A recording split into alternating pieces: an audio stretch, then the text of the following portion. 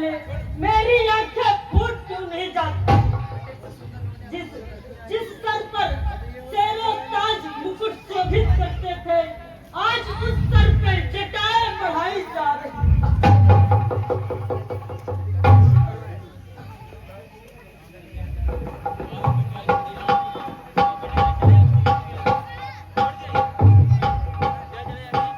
हे निषाद राज भाई,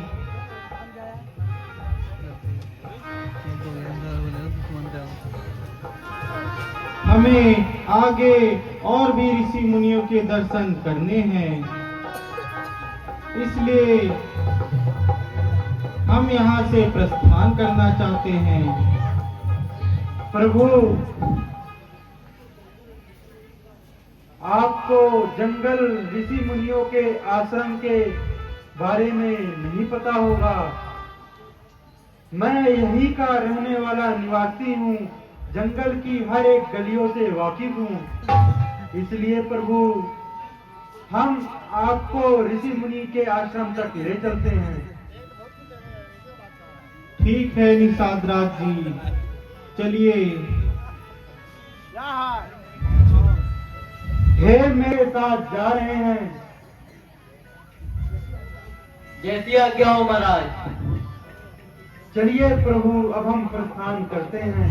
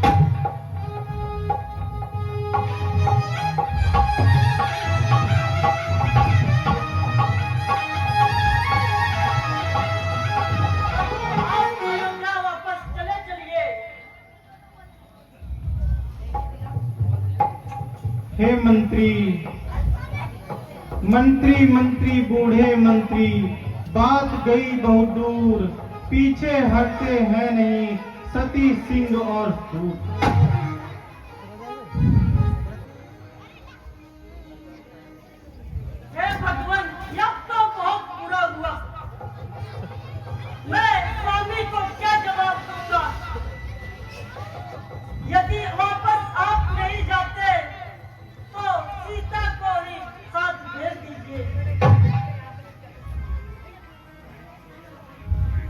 यदि वापस आप नहीं जाते तो सुनिए प्रभु, अर्ज हमारी है, सीता को ही साथ भेज दो, या तो सुकुमारी है।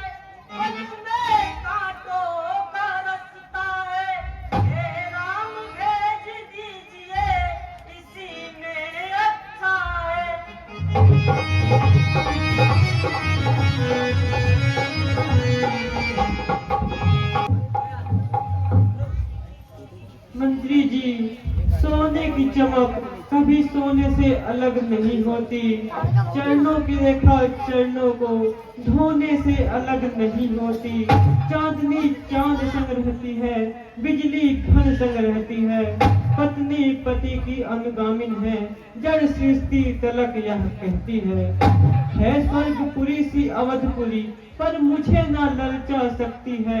हंसरी मानस सर को तजकर नहीं और कहीं रह सकती है।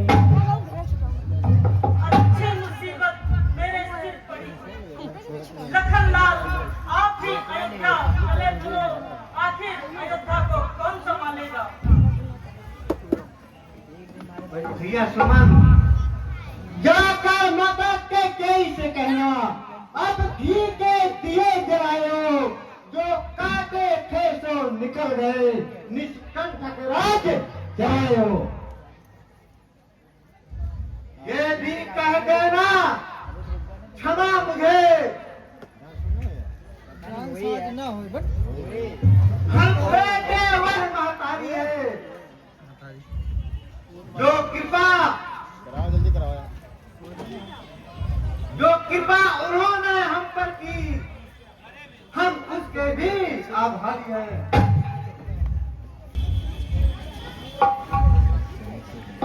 लक्ष्मण की बातों को आप वहां मत कहना, क्योंकि लक्ष्मण का स्वभाव ही ऐसा है।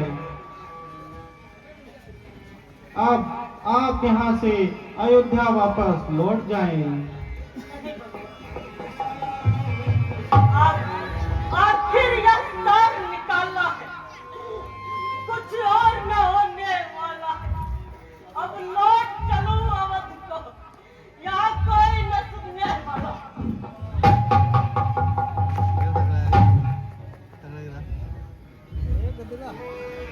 धीरज रखो मंत्री,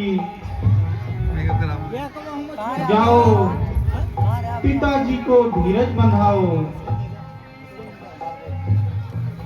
और मैं 14 वर्षों की अवधि समाप्त होते ही वापस अयोध्या लौट आऊंगा। अच्छा, ठीक है, मैं चलता हूँ।